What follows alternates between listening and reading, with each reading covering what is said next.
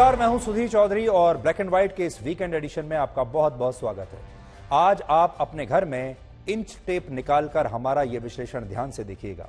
एक नई स्टडी में यह पता चला है कि अगर आपकी कमर का साइज 1 इंच बढ़ जाए तो आप पर हार्ट अटैक का खतरा 10% तक बढ़ जाता है। हमारे देश में नाश्ते में पराठे और पूरी सब्जी खाने वालों का चलन रहा है और शाम की चाय के साथ आज भी बहुत सारे लोग समोसे खाते हैं और यही पराठे और समोसे आपकी कमर के चारों तरफ जम जाते हैं और आपकी कमर के चारों तरफ फैट का एक बड़ा सा टायर बना देते हैं, यानी आपकी कमर को कमरा बना देते हैं। आज का ब्लैक एंड व्हाइट समाप्त होते होते आप सबको सबसे पहले अपनी कमर का नाप लेना चाहिए, जिससे आपको यह पता चलेगा कि आपके शरीर में हार्ट अटैक और डायबिटीज होने की आशंका कितनी है। इसके बाद हम आपको ग्रामीण भारत की सबसे बड़ी खबर दिखाएंगे। जो लोग शहरों में रहते हैं उन्हें इसके बारे में ज्यादा जानकारी नहीं होगी, लेकिन असली भारत गांव में बसता है। क्या आप जानते हैं पिछले 3 महीनों में हमारे देश में 50,000 से ज्यादा गाय मर चुकी है। इसका कारण है गायों में फैलने वाली एक नई बीमारी जिसका नाम है लंपी वायरस। आप कह सकते हैं कि एक तरह से गायों का कोरोना वायरस है, जिसकी वजह से हमारे देश का डेयरी उद्योग और हमारे देश के किसान बहुत बुरी तरह से प्रभावित हुए हैं और हमारे देश की जो गाय हैं वो बीमार हो रही हैं, मर रही हैं। गांव में बहुत सारे लोगों ने डर के मारे दूध पीना छोड़ दिया है। आज हम आपको यह भी बताएंगे कि इस बीमारी के फैलने के बाद आपके घर में आने वाला दूध अब कितना सुरक्षित है। और फिर आपको बताएंगे कि अमेरिका की एयरफोर्स ने अपने 400 शिनूक हेलीकॉप्टर्स की उड़ान पर क्यों रोक लगा दी है। ये अमेरिका के सबसे भरोसेमंद हेलीकॉप्टर्स हैं और अब इनके इंजन पर सवाल उठ रहे हैं। हालांकि एक भी हेलीकॉप्टर क्रैश नहीं हुआ, लेकिन इसके बावजूद अमेरिका ने अपने सैनिकों और अपने पायलट्स की सुरक्षा के लिए इतना बड़ा फैसला ले लिया। चिंता की बात यह है कि भारतीय वायुसेना भी इन हेलीकॉप्टर्स का इस्तेमाल करती है। आज इसका एक संपूर्ण विश्लेषण आपके लिए करेंगे, लेकिन आगे बढ़ने से पहले देखते हैं आज की तमाम बड़ी खबरें। 2024 को लेकर बिहार के सीएम नीतीश कुमार ने अपना प्लान बता दिया है। पटना में जेडीयू की 3 दिनों की कार्यकारिणी में नीतीश कुमार ने कहा कि अगर विपक्ष एकजुट हो जाए तो निर्णय बहुत अच्छा आएगा। उन्होंने कहा कि 5 सितंबर को विपक्षी नेताओं से दिल्ली में मुलाकात करेंगे। कांग्रेस के भारत जोड़ो यात्रा को लेकर बीजेपी ने बड़ा हमला किया है। बीजेपी प्रवक्ता संबित पात्रा ने कहा कि ये गांधी परिवार बचाओ आंदोलन है। उन्होंने कहा कि गांधी परिवार को भ्रष्टाचार विरासत में मिला है। संबित पात्रा ने कहा कि पीएम मोदी ने देश में भ्रष्टाचार विरोधी मुहिम चलाई है। भ्रष्टाचार के खिलाफ बीजेपी का एजेंडा जीरो टॉलरेंस वाला है। देवघर एयरपोर्ट पर नियम तोड़ने को लेकर बीजेपी सांसद निशिकांत दुबे समेत 9 लोगों पर केस दर्ज करने का मामला गर्मा गया है। निशिकांत दुबे ने देवघर के डीएम पर एफआईआर दर्ज करवाया है। साथ ही देवघर के डीएम पर एयरपोर्ट की सीसीटीवी फुटेज को गलत तरीके से हासिल करने का भी आरोप लगाया है। हैदराबाद मुक्ति दिवस को लेकर असदुद्दीन ओवैसी ने गृह मंत्री अमित शाह को चिट्ठी लिखी है। उन्होंने अपने पत्र में मांग की है कि हैदराबाद मुक्ति दिवस का जश्न राष्ट्रीय एकता दिवस के नाम से मनाया जाना चाहिए। राजस्थान के भीलवाड़ा में एक सॉफ्टवेयर इंजीनियर को सिर तन से जुदा करने की धमकी दी गई। इस मामले में पुलिस ने एक आरोपी को यूपी से हिरासत में लिया है। धमकी भरे खत के बाद इंजीनियर के परिवार वाले खौफजदा हैं। पुलिस ने उनकी सुरक्षा के लिए 2 हथियारबंद सुरक्षा गार्ड को तैनात कर दिया है। अलीगढ़ में मुस्लिम महिला रूबी आसिफ खान की गणेश मूर्ति की पूजा से मुस्लिम धर्मगुरुओं में खलबली मच गई है। रूबी के खिलाफ फतवा जारी कर दिया गया है। फतवे पर मुस्लिम महिला ने कहा कि इससे जिहादी मानसिकता का पता चलता है। रूबी खान बीजेपी महिला मोर्चा की नेता हैं। गुजरात के बनासकांठा में लव जिहाद के खिलाफ रैली में जमकर हंगामा हुआ। इस रैली को बीजेपी के विधायक शशिकांत पंड्या ने आयोजित की थी। भारी भीड़ को हटाने के लिए पुलिस को लाठीचार्ज भी करना पड़ा। बीजेपी विधायक के मुताबिक दूसरे धर्म के एक शख्स ने हिंदू धर्म की युवती से शादी की। युवती और उसकी मां का धर्म परिवर्तन कराया, जिसका उसके पिता ने विरोध किया था और फिर बाद में खुदकुशी की कोशिश की। बिहार में गंगा नदी उफान पर है। भागलपुर, कहलगांव और फरक्का में गंगा का कहर जारी है। भागलपुर में यूनिवर्सिटी और कॉलेज में सैलाब का पानी घुस गया है। भागलपुर में बाढ़ का पानी शहर के निचले इलाकों में घुस गया है। इस बीच पटना में मौसम विभाग ने राजधानी के लिए बारिश का ऑरेंज अलर्ट जारी किया है। एशिया कप में कल सुपर 4 का पहला मुकाबला है। सुपर 4 में कल पाकिस्तान से भारत की भिड़ंत है, लेकिन इस मैच से पहले पाकिस्तान को तगड़ा झटका लगा है। साइड स्ट्रेन की वजह से तेज गेंदबाज शहनवाज दहानी मुकाबले से बाहर हो चुके हैं। वहीं जडेजा के बाहर होने की वजह से टीम इंडिया के कप्तान रोहित शर्मा का सिरदर्द भी बढ़ गया है। भारत ने बहुत बड़ा कमाल कर दिया है। ब्रिटेन को पछाड़कर दुनिया में 5वीं बड़ी अर्थव्यवस्था पर भारत ने कब्जा जमा लिया है। एनएसओ के आंकड़ों के अनुसार जून 2022 तिमाही में भारतीय इकोनॉमी की ग्रोथ रेट 13.5% रही। एक ऐसी खबर का ब्लैक एंड व्हाइट विश्लेषण करेंगे जो आपको अपनी कमर नापने के लिए आज मजबूर कर देगी। इसलिए अपनी कमर नापने के लिए सबसे पहले आप अपने घर में एक इंच टेप ढूंढिए और इंच टेप ढूंढकर आपको फिर यह विश्लेषण देखना है। लंदन की ऑक्सफोर्ड यूनिवर्सिटी द्वारा की गई एक नई स्टडी कहती है कि अगर किसी व्यक्ति की कमर का साइज 1 इंच भी बढ़ता है तो इससे उस व्यक्ति को हार्ट अटैक आने का खतरा 10% तक बढ़ जाता है। यानी आपकी कमर का सीधा कनेक्शन आपके दिल से है। ऑक्सफोर्ड यूनिवर्सिटी ने यह स्टडी ब्रिटेन के कुल 4,30,000 लोगों पर की है, जिनकी उम्र 40 से 70 वर्ष के बीच थी।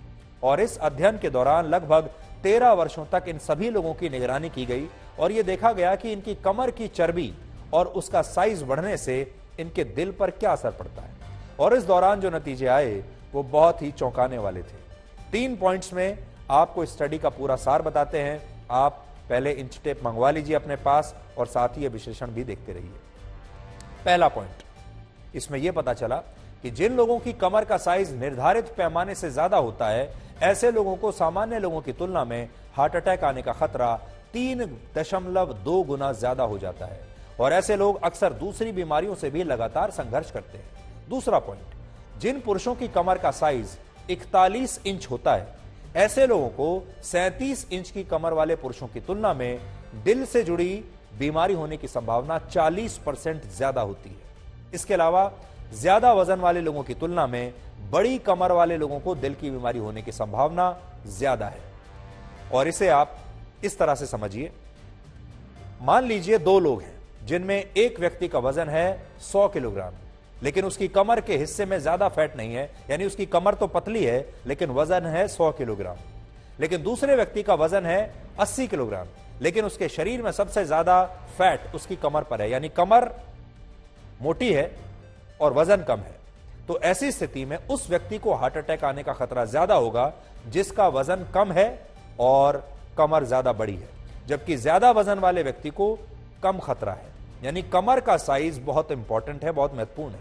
तीसरा पॉइंट, कमर के अलावा अगर बॉडी मास इंडेक्स, जिसे आप बीएमआई कहते हैं, 1 यूनिट भी बढ़ता है तो इससे हार्ट अटैक आने का खतरा 9% तक बढ़ जाता है। बीएमआई किसी भी व्यक्ति की लंबाई, चौड़ाई और वजन का अनुपात है जो बताता है कि वजन सामान्य से ज्यादा है, कम है या ठीक है, नॉर्मल है। और यह स्टडी कहती है कि अगर किसी व्यक्ति का बीएमआई सामान्य लोगों की तुलना में ज्यादा हो तो इससे हार्ट अटैक का खतरा बढ़ जाता है। हालांकि इसमें यह भी कहा गया है कि बीएमआई की तुलना में कमर की बढ़ती चर्बी और उसका साइज इस बात को ज्यादा बेहतर तरीके से बता सकता है कि किसी व्यक्ति को हार्ट अटैक या दिल की बीमारी का खतरा है या नहीं। बड़ी बात यह है कि यह स्टडी 13 वर्षों तक की गई और इस दौरान 8,669 लोगों को हार्ट अटैक आया भी, जिनमें से कई लोगों की मौत हो गई। यानी 8,000 से ज्यादा लोग ऐसे हैं जिन पर यह स्टडी चल रही थी, उन्हें हार्ट अटैक भी आया और कई लोग मर भी गए। और ये लोग वो थे जिनकी कमर की बढ़ती चर्बी और मोटापे ने उन्हें परेशान कर रखा था। यानी चर्बी भी बढ़ रही थी कमर के आसपास, मोटापा भी बढ़ रहा था और इनको हार्ट अटैक आया और कईयों की मृत्यु हो गई। आज आप में से बहुत सारे लोगों के मन में यह सवाल होगा कि आखिर आपकी कमर और आपकी उम्र में क्या कनेक्शन है और कमर बढ़ने से हार्ट अटैक का खतरा कैसे बढ़ता है। तो इसका जवाब है विसरल फैट, जिसे एब्डोमिनल ओबेसिटी भी कहते हैं। जब किसी व्यक्ति के शरीर के बीच के हिस्से में मौजूद अंगों जैसे आपका लिवर, पैनक्रियास और आंतों के ऊपर फैट जमा हो जाता है तो इसे विसरल फैट कहा जाता है। यह एक्स्ट्रा फैट पेट के चारों तरफ जमा हो जाता है जिससे खून की धमनियों में खून की गति प्रभावित होती है और जब ऐसा होता है तो इससे हार्ट की जो फंक्शनिंग है उस पर बुरा असर पड़ता है। और क्योंकि ऐसी स्थिति में शरीर में सबसे ज्यादा फैट कमर के आसपास होता है, इसलिए कमर बड़ी हो जाती है और ये बड़ी हुई कमर ही हार्ट अटैक का कारण बनती है। या आप ये भी कह सकते हैं कि कमर जब बढ़ती है तो वो हार्ट अटैक का एक इंडिकेशन होती है। हालांकि ये इस तरह की पहली स्टडी नहीं है जिसमें बड़ी कमर को खतरनाक माना गया है।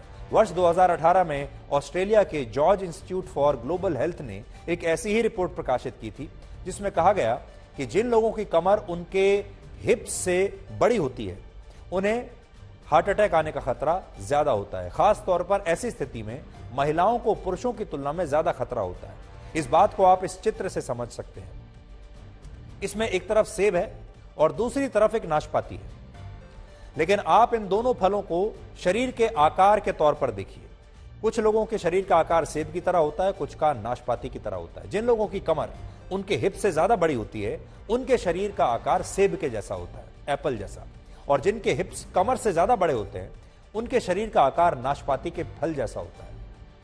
और डॉक्टर मानते हैं कि जिन लोगों का शरीर सेब के आकार का होता है उन्हें हार्ट अटैक जरूर आता है और वो खतरनाक श्रेणी में आते हैं। तो आप खुद से चेक कर लीजिए। आज आपको एक नया टिप देकर जा रहे हैं हम कि आपका शरीर इसमें से कैसा है। आपका शरीर सेब के जैसा है या आपका शरीर का जो शेप है वो नाशपाती के जैसा है। अगर आप सेब के जैसे हैं तो फिर आपको खतरा ज्यादा है। अब यहां बड़ा सवाल यह है कि आपको कैसे पता चलेगा कि आपकी कमर का नाप कितना होना चाहिए। ऑक्सफोर्ड यूनिवर्सिटी के मुताबिक इसके लिए सबसे अच्छा तरीका है अपने शरीर का वेस्ट टू हिप रेशियो निकालना, और यह बहुत ही आसान है। यह भी आप ध्यान से देख लीजिए, जिसका इस्तेमाल आप घर बैठे कर सकते हैं। इसमें पहले आपको एक इंच टेप लेना है और इंच टेप से अपनी कमर का नाप लेना है। इसके बाद आपको अपने हिप्स का नाप लेना है और इसके बाद कमर के नाप से हिप्स के नाप को डिवाइड कर देना है, यानी भाग कर देना है। वर्ल्ड हेल्थ ऑर्गेनाइजेशन के मुताबिक अगर 18 वर्ष के ऊपर के पुरुषों का वेस्ट हिप रेशियो 0.9 से कम है तो इसका मतलब है कि वो पूरी तरह स्वस्थ है। और अगर महिलाओं का यह अनुपात 0.85 है या उससे भी कम है तो उन्हें भी घबराने की बिल्कुल जरूरत नहीं। लेकिन अगर यह अनुपात इससे ज्यादा है तो फिर हार्ट अटैक का खतरा शुरू हो जाता है। इसके अलावा अमेरिकन हार्ट एसोसिएशन के मुताबिक अगर पुरुषों की कमर का नाप 40 इंच और महिलाओं की कमर का नाप 35 इंच से ज्यादा है तो उन्हें सावधान हो जाना चाहिए, क्योंकि यह इस बात का संकेत है कि उनका एक्स्ट्रा फैट हार्ट को सही तरीके से काम करने नहीं दे रहा है। तो बड़ी बात यह है कि आज ही आपको ब्लैक एंड व्हाइट समाप्त होने के बाद इंच टेप से अपनी कमर नापनी है। और पुरुषों में अगर आपकी कमर 40 के आसपास है या 40 से कम है तब तो आप सेफ जोन में हैं, और महिलाओं में अगर आपकी कमर 35 या 35 से कम है तो आप सेफ जोन में हैं। लेकिन अगर इससे ज्यादा है आपका कमर का नाप तो फिर आप डेंजर जोन में हैं। कोशिश कीजिए पुरुषों में भी कि 40 से इसे जितना कम कर सकते हैं उतना कम कीजिए, और महिलाओं में भी 35 इंच से जितना कम कर सकते हैं उतना, लेकिन 35 और 40 से ऊपर तो बिल्कुल नहीं। जबकि इंटरनेशनल डायबिटीज फेडरेशन का यह कहना है कि पुरुषों में, अब आपको बताते हैं कि इंटरनेशनल डायबिटीज फेडरेशन क्या कहती है। पुरुषों की कमर 36 इंच और महिलाओं की कमर 32 इंच से ज्यादा बड़ी नहीं होनी चाहिए। 36 पुरुष और 32 इंच महिला, क्योंकि इसके बाद कई बीमारियों का खतरा बढ़ जाता है जिनमें डायबिटीज भी एक है। भारत के लोगों के हिसाब से अगर कहें तो डॉक्टर मानते हैं कि पुरुषों की कमर 41 इंच और महिलाओं की कमर 35 इंच से ज्यादा नहीं होनी चाहिए। और हमारी आपसे यही अपील होगी आज कि आज का ब्लैक एंड व्हाइट खत्म होने के बाद आप सबसे पहले अपनी कमर का नाप जरूर लें, क्योंकि ज्यादा बड़ी कमर खतरनाक ही नहीं जानलेवा भी हो सकती है। हो सकता है कि आने वाले समय में जब कोई लड़का शादी के लिए किसी लड़की को पसंद करे या कोई लड़की शादी के लिए किसी लड़के को पसंद करे तो वो उसकी हाइट के साथ साथ उसकी कमर का नाप भी जरूर पूछे। आजकल आपने देखा होगा शादी से पहले लोग पूछते हैं कि हाइट कितनी है, वजन कितना है, लेकिन हो सकता है आज का ये विश्लेषण देखने के बाद लोग ये भी पूछने लगेंगे कि कमर का साइज कितना है। वैसे हमारे देश में पतली कमर वाले शरीर को हमेशा से अच्छा माना गया है, जबकि जिन लोगों की कमर बड़ी होती है उन्हें अक्सर घरों में ताने सुनने पड़ते हैं और अक्सर उनका मजाक भी उड़ाया जाता है। उत्तर भारत के तो कई परिवारों में लोग कहते हैं कि कमरे का कमरा क्यों बना लिया है, यानी कमर को कमरा कहना शुरू कर देते हैं जिन लोगों की कमर बड़ी हो जाती है। हमारे देश में सुबह के नाश्ते से शाम के स्नैक्स तक के मेन्यू में जो भी आइटम्स हैं वो कमर और वजन बढ़ाने वाले ही हैं, यानी कमर को कमरा बनाने वाले ही हैं।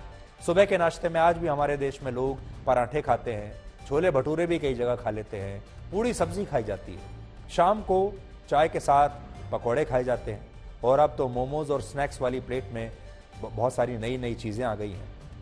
हमारे देश में आज भी बहुत सारे ऐसे शहर हैं जहां हर शाम को लोग इसी तरह समोसों की दुकान पर जाते हैं समोसे लेने के लिए।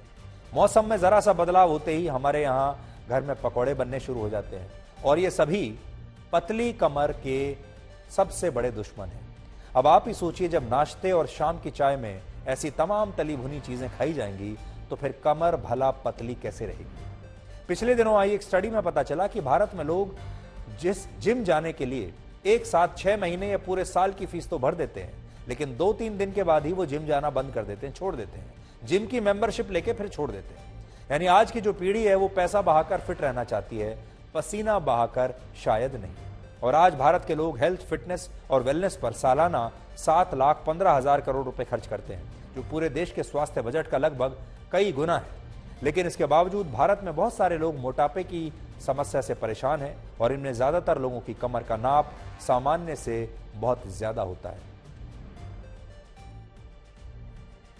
1 इंच अगर आपकी वेस्ट बढ़ती है तो आपको 10% इंक्रीज होता है हार्ट फेलियर का।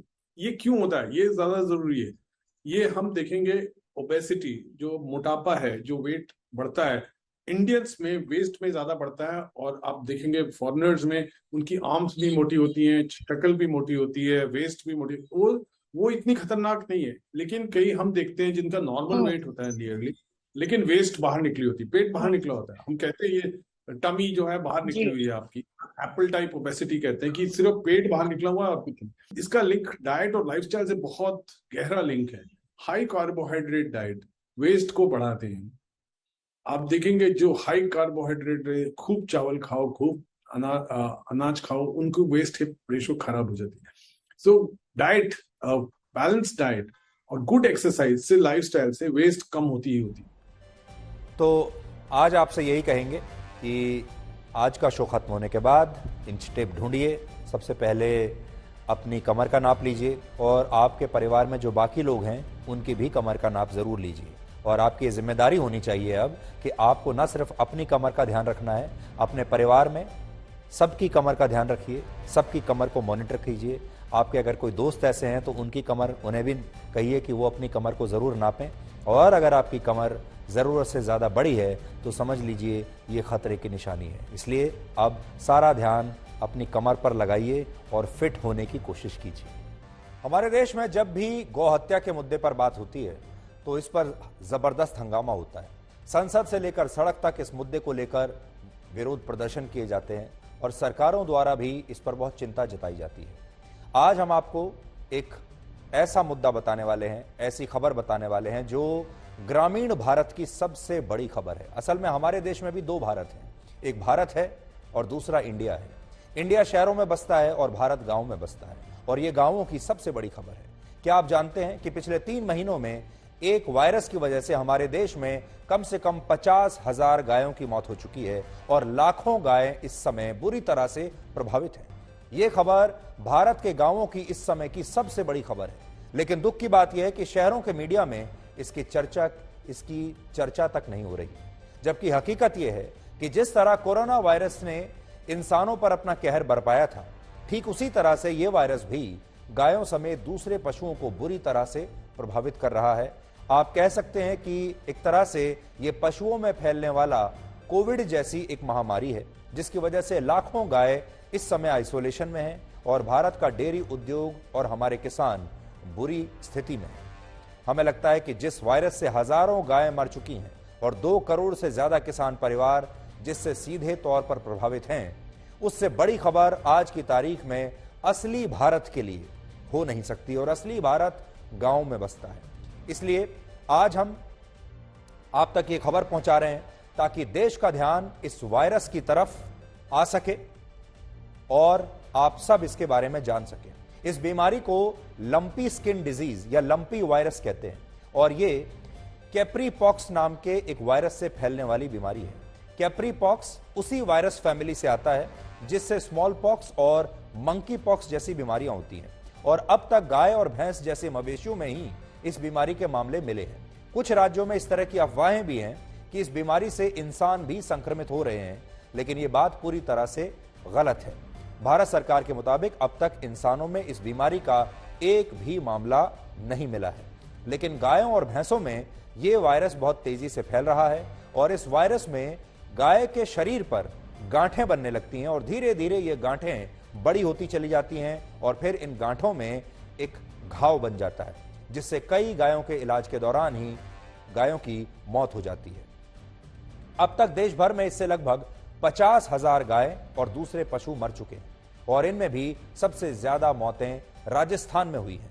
अकेले राजस्थान में 27 अगस्त तक लगभग 25,000 गायों की मौत इस वायरस से हो चुकी है, जिसकी वजह से राजस्थान सरकार ने इस वायरस को राष्ट्रीय आपदा घोषित करने की मांग की है। इससे आप समझ सकते हैं कि यह वायरस राजस्थान में कितना गंभीर है। राजस्थान के बाद पंजाब में इस वायरस से सबसे ज्यादा 10,000 गायें मरी हैं।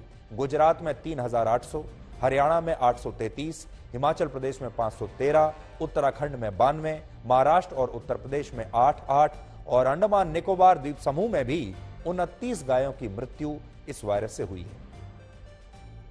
इसके अलावा कुछ रिपोर्ट्स में बताया गया है कि गुजरात में हर दिन 30 से 40 गायों की मौत इसकी वजह से हो रही है और उत्तर प्रदेश की गौशालाओं में भी यह संक्रमण अब तेजी से फैल रहा है। सरकारी एजेंसियों का कहना है कि भैंस और दूसरे मवेशियों की तुलना में गाय इस वायरस से ज्यादा प्रभावित हो रही हैं, क्योंकि गायों की जो इम्यूनिटी होती है वो इनसे कमजोर होती है।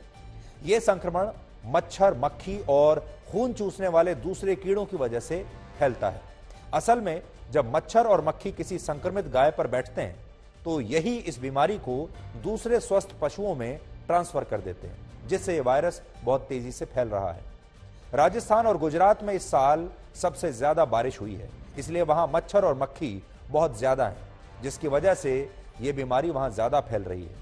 इसके अलावा संक्रमित गायों का इलाज कर रहे डॉक्टरों का कहना है कि यह बीमारी कोविड की तरह ही बहुत तेजी से फैलती है और इसकी मृत्यु दर 5 से 10% के बीच बताई जा रही है। यानी अगर 100 गायें इससे संक्रमित होती हैं तो उनमें से कम 5 या 10 गायों की मृत्यु निश्चित है।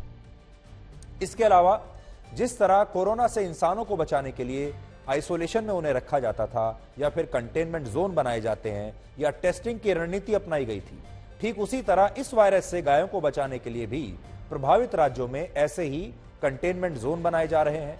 संक्रमित गायों को आइसोलेशन में रखा जा रहा है और उनकी टेस्टिंग हो रही है। भारत सरकार ने कहा है कि राज्य सरकारें चाहें तो इस वायरस की वैक्सीन के अलावा गोट पॉक्स के दौरान लगने वाली वैक्सीन भी इस्तेमाल कर सकते हैं, जो 75% तक प्रभावी है। फिलहाल राजस्थान के 33 में से 32 जिलों में यह बीमारी फैल चुकी है और लगभग 8 लाख गाय और दूसरे मवेशी इससे संक्रमित हुए हैं और 2 लाख गायों को वैक्सीन अब तक लग चुकी है। इसके अलावा राजस्थान सरकार ने वैक्सीन की 41 लाख डोज का नया ऑर्डर दिया है और पंजाब में 1.25 लाख गाय से संक्रमित हैं और 5,40,000 गायों को वैक्सीन लग चुकी है। गुजरात में 4.5 लाख, हरियाणा में 5 लाख, हिमाचल प्रदेश में 50,000, उत्तराखंड में 20,000 और महाराष्ट्र के 4 प्रभावित जिलों में 36,000 गायों को वैक्सीन लगाई जा चुकी है और उत्तर प्रदेश सरकार ने 17.5 लाख वैक्सीन की डोज अभी मंगवाई है। लंपी वायरस नाम की यह बीमारी नई नहीं है, बल्कि ये बीमारी 93 वर्ष पुरानी है, क्योंकि इसका सबसे पहला केस वर्ष 1929 में जाम्बिया में मिला था। इसके बाद 2019 में यह बीमारी बांग्लादेश में फैली थी और उसी साल पश्चिम बंगाल और उड़ीसा इस वायरस की वजह से परेशान हुए थे और वहां पर इस वायरस का पहला मामला रिपोर्ट हुआ था। लेकिन यह बीमारी इस साल के अप्रैल महीने में तेजी से फैलनी शुरू हुई, जब गुजरात के कच्छ में स्थित गौशालाओं में कुछ गाय इससे संक्रमित हुई। फिलहाल संक्रमित गायों में इस बीमारी का लक्षण दिखने में 4 से 14 दिनों का समय लगता है, जिसे इंक्यूबेशन पीरियड कहते हैं।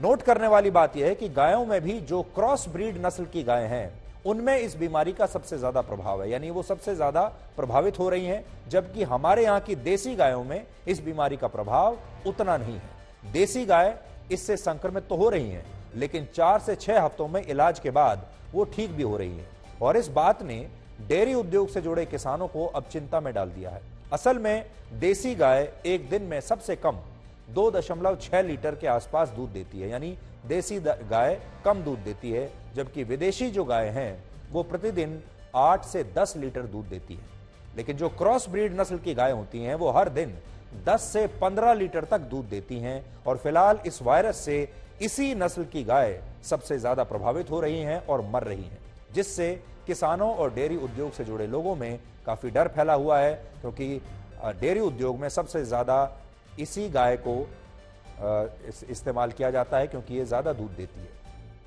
पूरी दुनिया में दूध का सबसे ज्यादा उत्पादन हमारे देश भारत में ही होता है। वर्ष 2020 और 21 में हमारे देश में 20 करोड़ 90 लाख टन दूध का उत्पादन हुआ था और भारत का डेयरी उद्योग 13 लाख करोड़ रुपए का है, जो कि पूरी दुनिया में सबसे बड़ा है। लेकिन कई राज्यों में इस वायरस के फैलने से 15 से 20% तक दूध का उत्पादन कम हो गया है। अकेले गुजरात में ही प्रतिदिन 1 लाख लीटर दूध का उत्पादन घट गया है, जबकि राजस्थान में 20%, पंजाब में 45% और मध्य प्रदेश के बुरहानपुर में 40% दूध का उत्पादन कम हो गया है। भारत में ज्यादातर किसानों के पास 2 से 3 गायें होती हैं और इन परिवारों की जीविका इन गायों का दूध बेचकर ही चलती है। ऐसे में अगर एक गाय भी इस वायरस से संक्रमित हो जाए तो उस किसान परिवार की आमदनी पर बहुत बुरा असर पड़ता है और ये एक बहुत बड़ी चिंता का विषय है। इसके अलावा उन किसानों को भी दूध बेचने में अब परेशानी आ रही है जिनकी गाय और दूसरे मवेशी बिल्कुल ठीक हैं, स्वस्थ हैं, संक्रमित नहीं हुए हैं। शहरों में तो लोग इस बीमारी के बारे में ज्यादा जागरूक नहीं है, लेकिन गांवों में इसे लेकर कई तरह की अफवाहें हैं और डर का माहौल है, जिसकी वजह से ग्रामीण इलाकों में लोग अब दूध पीने से, दूध खरीदने से बच रहे हैं और इससे दूध की बिक्री कई राज्यों में कम हो गई है। हालांकि स्वास्थ्य एजेंसियों का कहना है कि अब तक इंसानों में इस वायरस का एक भी मामला नहीं मिला है, इसलिए लोग दूध को अच्छी तरह से उबाल कर पी सकते हैं। इसलिए आपके लिए टिप यह है कि आपको दूध से डरने की कोई आवश्यकता नहीं है, लेकिन एक चीज का ध्यान रखिएगा कि आप जब भी अब दूध पिएं, आज के बाद हमारी यह रिपोर्ट देखने के बाद आपको दूध उबाल कर ही पीना है। अगर आपने दूध उबाल कर पिया है तो अगर संक्रमित गाय का दूध भी आपके पास आया है तो आपको संक्रमण नहीं होगा। इस बात का आपको ध्यान रखना है। लेकिन इसके बावजूद गांवों में दूध की बिक्री बहुत कम हो गई है, जिससे भारत के डेयरी उद्योग को 15,000 करोड़ रुपए के नुकसान का अनुमान लगाया जा रहा है। हमारे देश के स्कूलों में अक्सर बच्चों से गाय पर निबंध लिखवाए जाते हैं, जिसमें बताया जाता है, बच्चे भी लिखते हैं कि गाय हमारी मां के समान है, गाय एक ऐसा पशु है जिसका सब कुछ दूसरों की सेवा में काम आता है। और इस तरह के निबंध आपने भी अपने स्कूल में लिखे होंगे। लेकिन सोचिए, आज जब हमारे देश की लाखों गायें इतने भयानक वायरस से संघर्ष कर रही हैं, तब क्या आपको इसकी कोई जानकारी भी है? हमारी टीम ने आज अलग अलग राज्यों में और गांवों में जाकर इस मुद्दे पर एक विस्तृत ग्राउंड रिपोर्ट तैयार की है, जो आपको बताएगी कि यह वायरस और ये संकट कैसे कोविड के जैसा ही है। इसे आप जानवरों का कोविड कह सकते हैं।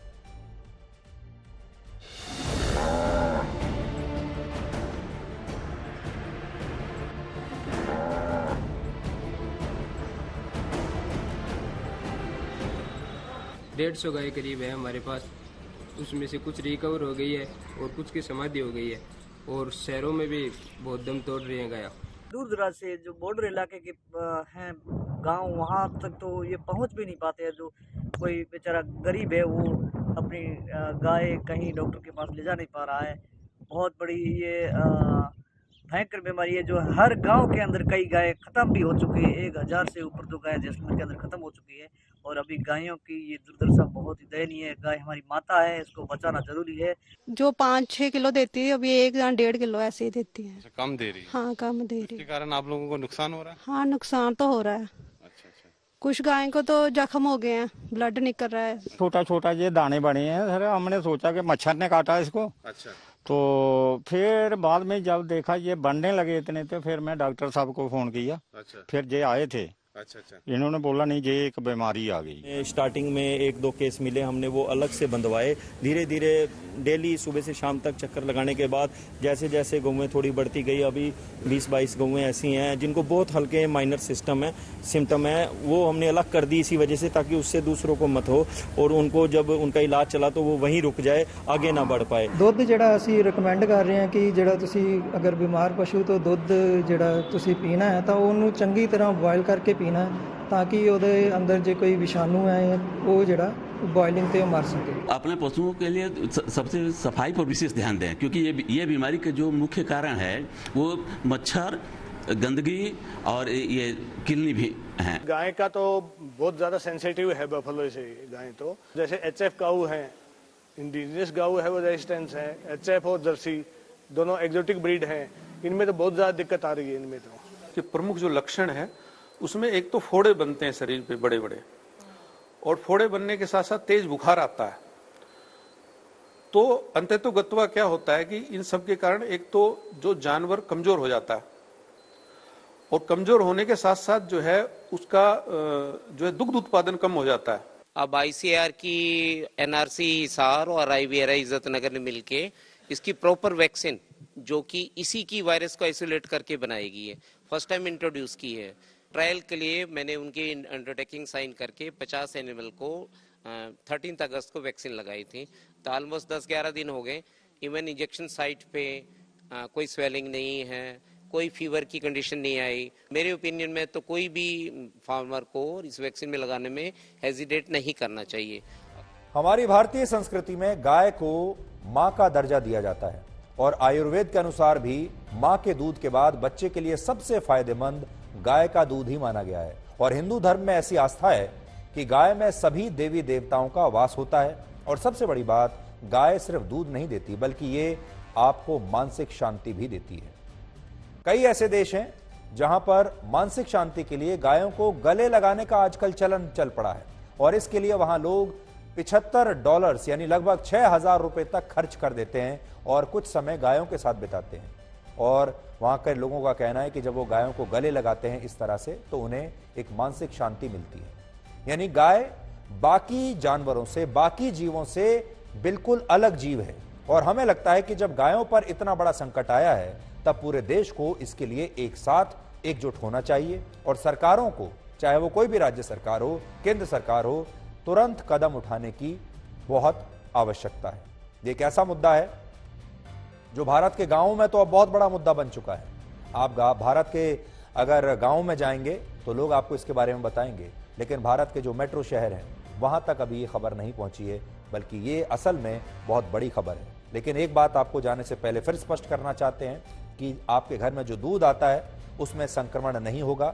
आप एहतियात के तौर पर इस समय ये जरूर करिए कि आप जब भी दूध पिएं या दूध का इस्तेमाल करें, हमेशा दूध को उबाल कर उसका इस्तेमाल करें, तब आप संक्रमण के शिकार नहीं होंगे, आप सुरक्षित रहेंगे।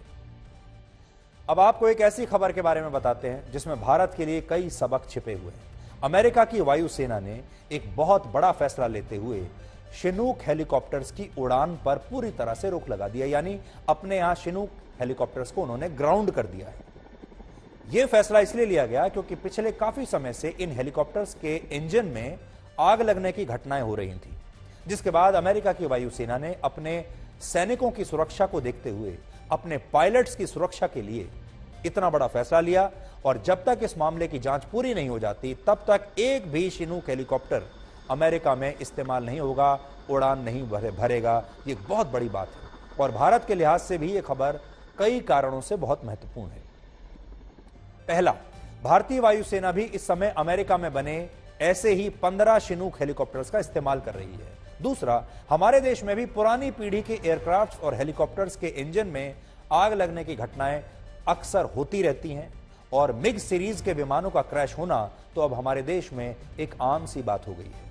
तो हमें इससे क्या सीखना चाहिए? अमेरिका में शिनूक हेलीकॉप्टर्स का एक भी क्रैश नहीं हुआ है। अमेरिका की तरह वायुसेना के विमानों या हेलीकॉप्टर्स के फ्लीट को क्या हमने कभी बाहर किया है? क्या किसी को ग्राउंड किया है? भारत ने इससे पहले ऐसा कभी नहीं किया, चाहे हमारे देश में कितने भी एयरक्राफ्ट या हेलीकॉप्टर्स क्रैश हो गए हों। भारत आखिर अमेरिका की तरह ऐसे कदम क्यों नहीं उठा पाता? आज हम इसका एक ब्लैक एंड व्हाइट विश्लेषण करेंगे। आप सोचिए कि अमेरिका में शिनूक हेलीकॉप्टर्स का एक भी क्रैश नहीं हुआ है, लेकिन उसके बावजूद उन्होंने अपने तमाम 400 शिनूक हेलीकॉप्टर्स को ग्राउंड कर दिया है, उनकी उड़ानों पर रोक लगा दी है। इससे आप समझ सकते हैं कि अमेरिका की जो सेना है और वहां की जो सरकार है, वो अपने पायलट्स की सेफ्टी के लिए, अपने सैनिकों की सुरक्षा के लिए कितनी चिंतित रहती है और कितनी संवेदनशील है। और वो इतने बड़े फैसले ले लेती है, उसके लिए पैसे की कोई बात नहीं है। और ये ग्राउंड हो जाए तो हो जाए, लेकिन वो अपना एक भी सैनिक और पायलट गंवाना नहीं चाहते। शिनूक एक ऐसा ट्रांसपोर्ट हेलीकॉप्टर है जिसका निर्माण वर्ष 1961 में अमेरिका में हुआ था और इन हेलीकॉप्टर्स को अब तक अमेरिका की वायुसेना की एक बहुत बड़ी ताकत के रूप में देखा जाता है। लेकिन पिछले कुछ समय में ऐसी कई घटनाएं हुई जिनमें फ्यूल लीक होने की वजह से, इसका ईंधन लीक होने की वजह से इस सीरीज के हेलीकॉप्टर्स के इंजन्स में आग लगने लगी और एक दो बार बड़ी दुर्घटनाएं होते होते बची। इन दुर्घटनाओं को अमेरिका की वायुसेना ने बहुत गंभीरता से लिया और तय किया कि इससे पहले कि किसी हेलीकॉप्टर के क्रैश होने से किसी पायलट की जान चली जाए, सैनिक की जान चली जाए, इन सभी हेलीकॉप्टर्स को सेवा से बाहर कर दिया जाएगा। अमेरिका के एक अखबार द वॉल स्ट्रीट जर्नल के मुताबिक लगभग 70 शिनूक हेलीकॉप्टर्स के इंजन्स में गड़बड़ी का शक था, लेकिन अमेरिका ने अपने जवानों की सुरक्षा को देखते हुए सभी 400 शिनूक हेलीकॉप्टर्स की फ्लीट सेवा से उनको बाहर कर दिया। यानी शक तो था 70 हेलीकॉप्टर्स पर, लेकिन उन्होंने सारे के सारे 400 हेलीकॉप्टर्स को ही ग्राउंड कर दिया। ये एक बहुत बड़ी बात है और इससे हमें सीखना चाहिए।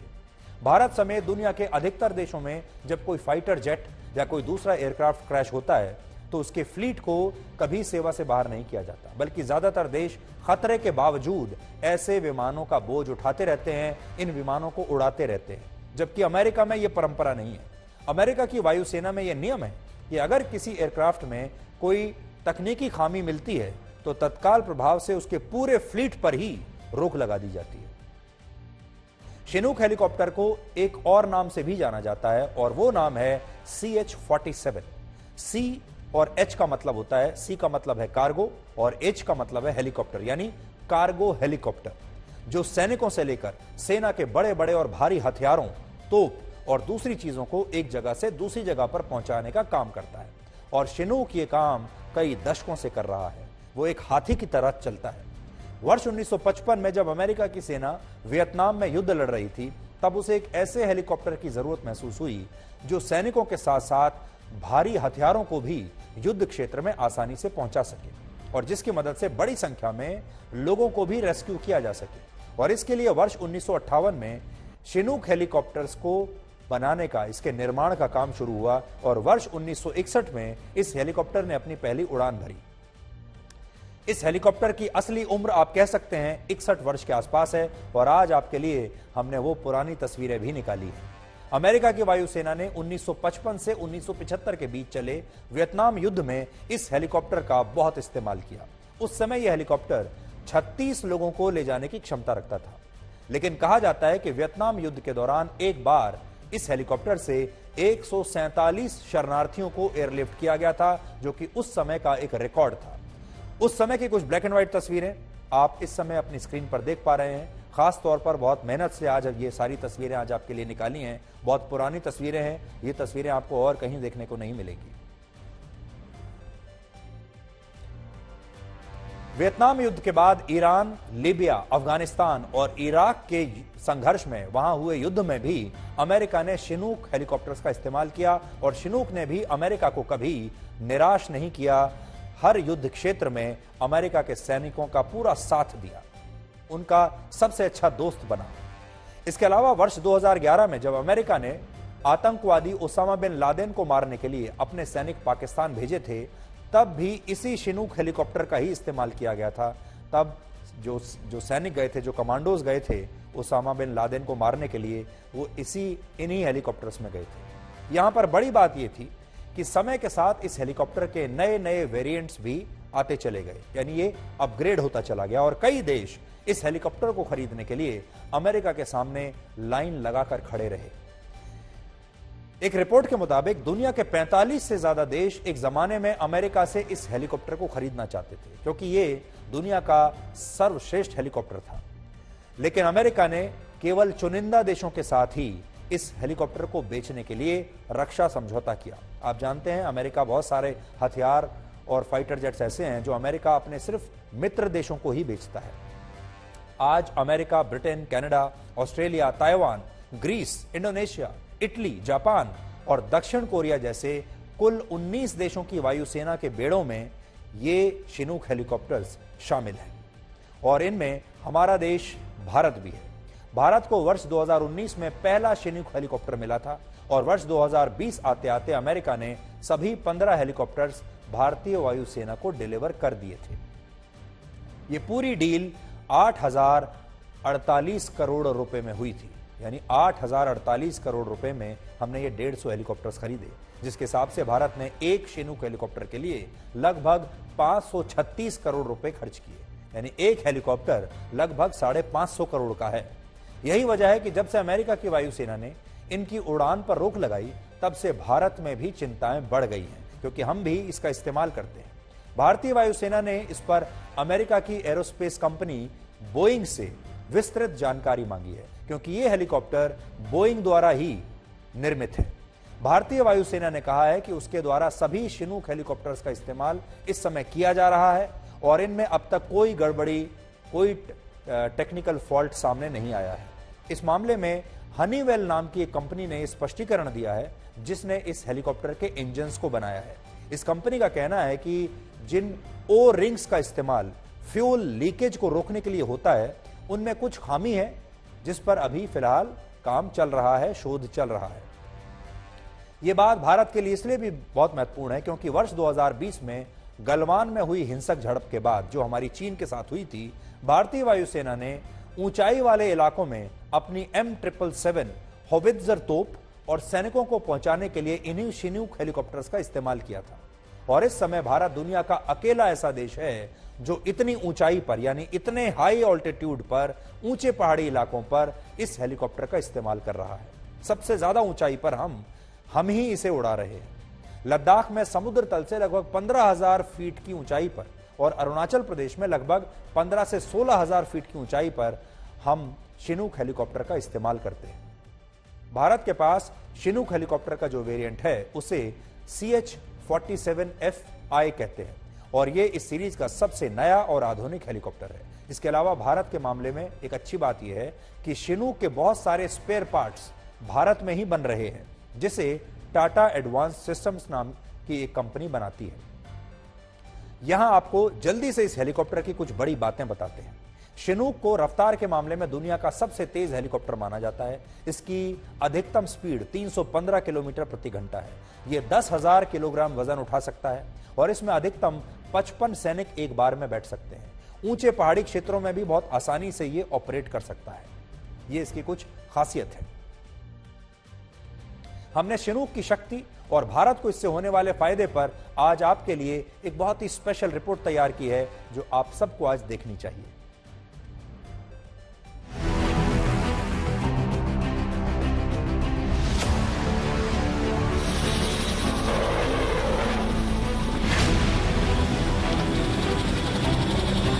भारत के सरहदी इलाके दुनिया के सबसे ऊंचे युद्ध क्षेत्र में माने गए हैं। इतनी ऊंचाई पर हेलीकॉप्टर फ्लाइंग पूरी दुनिया में कोई और नहीं करता। भारतीय वायुसेना की हिम्मत है ये पंख और हौसला है इनके सवार। न हिंदुस्तान जैसी कठिन सरहदें किसी देश की हैं, न हमारे जैसे शांति प्रिय देश के जैसे विश्वासघाती दुश्मन। इसीलिए एक क्षण की कमजोरी की गुंजाइश नहीं है। हर पल शक्तिशाली, हर हुनर ताकतवर। जिसे पूरी दुनिया की शान कहा जाता है, दुनिया में सर्वश्रेष्ठ, उस चिनूक को फ्लाई करते हुए आपको कैसा महसूस होता है? मुझे इससे फ्लाई करते हुए बहुत गर्व महसूस होता है। आपको लगता है इसकी जैसी मशीन कोई दूसरी है इसकी श्रेणी में? अभी तक नहीं है। अभी तक नहीं है। भारत का हेवी लिफ्ट चिनूक हेलीकॉप्टर ये सुदूर जटिल इलाकों में बेहद कारगर है, खासकर उन सरहदी इलाकों में जहां अभी सड़कों का निर्माण पूरा नहीं हुआ है।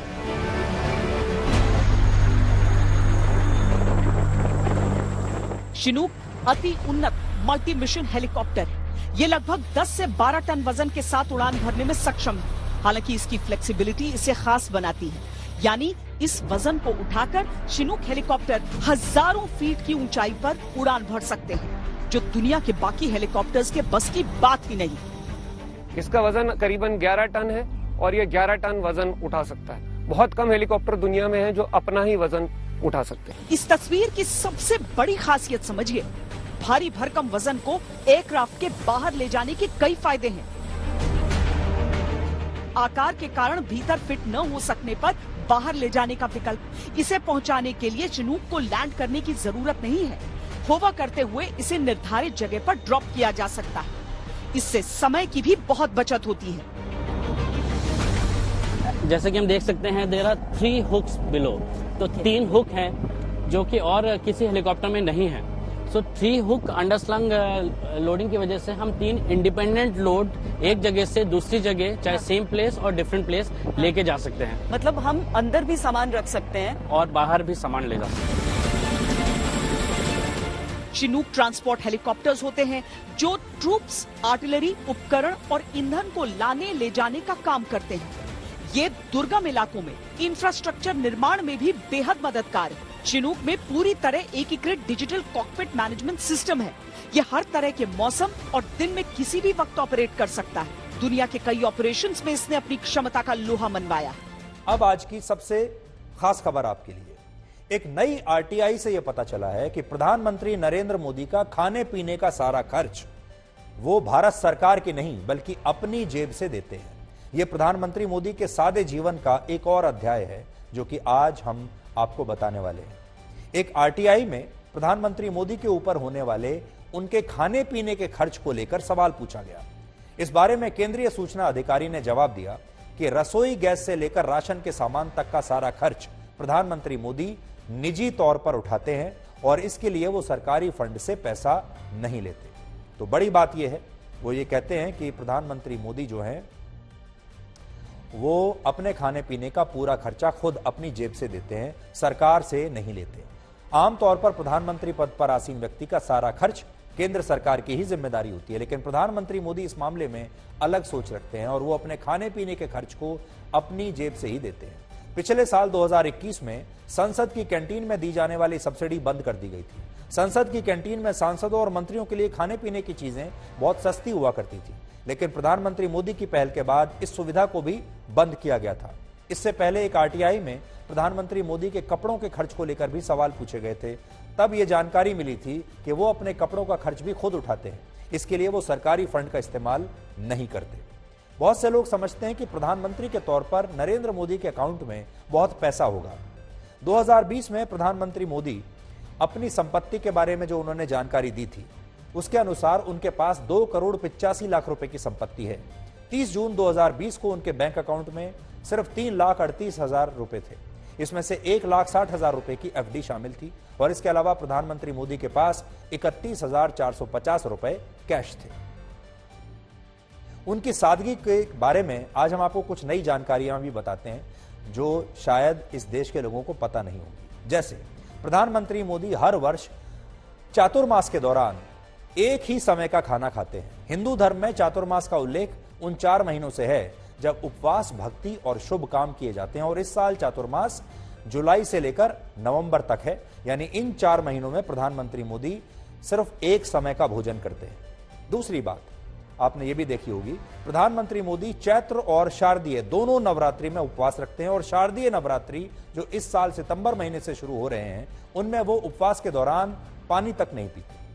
तीसरा, प्रधानमंत्री मोदी का लाइफस्टाइल आज भी वैसा ही है जैसा जिस जमाने में वो संघ के प्रचारक हुआ करते थे। जो लाइफस्टाइल वो था वैसा ही आज भी है और आज भी प्रधानमंत्री आवास में वो सिर्फ एक कमरे में ही रहते हैं और बहुत ही सादगी से अपना जीवन जी रहे हैं। वैसे तो जो प्रधानमंत्री आवास है दिल्ली में वो बहुत विशाल है, बहुत बड़ा है, लेकिन उसमें भी प्रधानमंत्री मोदी ने अपने लिए एक ही कमरा रखा है। जब वो दिल्ली से भारत के किसी दूसरे राज्य में जाते हैं, यानी जब भारत के अंदर अंदर यात्रा कर रहे होते हैं, विमान यात्रा, तो विमान यात्रा के दौरान वो घर का बना खाना ही घर से पैक करके ले जाते हैं, जिसमें अक्सर या तो थेपला होता है या खिचड़ी होती है। तो खिचड़ी वो घर से पैक कराते हैं अपने और फिर उसी को वो खाना पसंद करते हैं। वर्ष 2014 में जब वो देश के प्रधानमंत्री बने थे तब वो गुजरात से बिल्कुल खाली हाथ दिल्ली आए थे, क्योंकि उससे पहले वो गुजरात के मुख्यमंत्री थे। उस समय उनके बैंक अकाउंट में 21 लाख रुपए थे और उनके सामने बड़ी जो फैसला जो उन्होंने लेना था वो ये था कि इस 21 लाख रुपए का क्या किया जाए। तो उन्होंने गुजरात के मुख्यमंत्री का जो दफ्तर होता है, मुख्यमंत्री का कार्यालय, उसमें काम करने वाले जो जूनियर कर्मचारी होते हैं उनकी बेटियों की शिक्षा के लिए अपना पूरा पैसा दान में दे दिया था। ये सारे कर्मचारी जो थे ये गुजरात मुख्यमंत्री के कार्यालय में 4थी श्रेणी के कर्मचारी थे, जैसे पियोन, स्वीपर्स, अटेंडेंट्स, उनकी बेटियों के लिए उनके अकाउंट में, प्रधानमंत्री मोदी के अकाउंट में जो 21 लाख रुपए थे वो उन्होंने दे दिए। प्रधानमंत्री मोदी ने जब दिल्ली के 7 लोक कल्याण मार्ग यानी प्रधानमंत्री आवास की में जब शिफ्ट किया उन्होंने, तो उन्होंने देखा कि इस पूरे मकान में जो प्रधानमंत्री आवास है बहुत ज्यादा सामान उसमें था और वो सादगी से रहना पसंद करते हैं, उन्हें इतने ज्यादा सामान की आवश्यकता ही नहीं थी।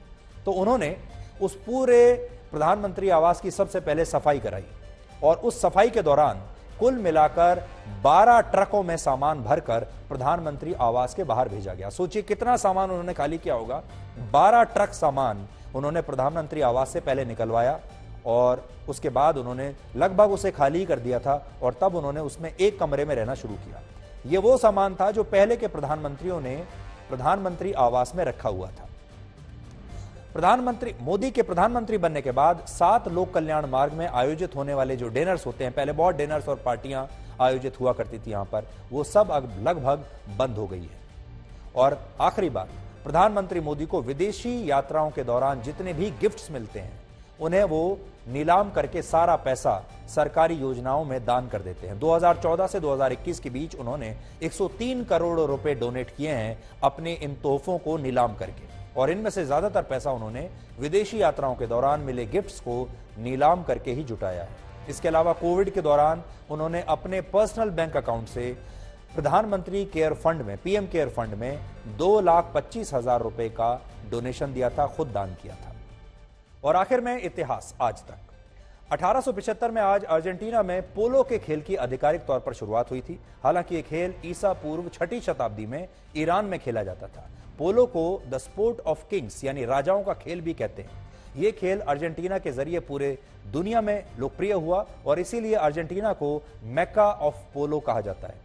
सन 301 ईस्वी में आज दुनिया के सबसे पुराने गणराज्य सैन मैरिनो की स्थापना हुई थी। सिर्फ 61 स्क्वायर किलोमीटर में बसा यह देश इटली के पास है। इस देश की कुल आबादी सिर्फ 30,000 है और यहां की सेना दुनिया की सबसे छोटी सेनाओं में से एक है। वर्ष 1926 में आज बांग्ला फिल्मों के महानायक उत्तम कुमार का जन्म हुआ था। 1945 से 1980 के बीच उत्तम कुमार ने लगभग 217 हिंदी और बांग्ला फिल्मों में काम किया। 1954 में मशहूर अभिनेत्री सुचित्रा सेन के साथ आई बांग्ला फिल्म अग्नि परीक्षा में उनके अभिनय ने उन्हें फिल्म इंडस्ट्री में एक नई पहचान दिलाई।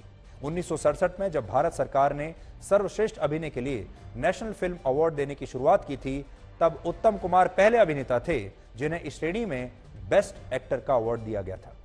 वर्ष 1923 में आज ही के दिन मशहूर तबला वादक पंडित किशन महाराज का जन्म हुआ था।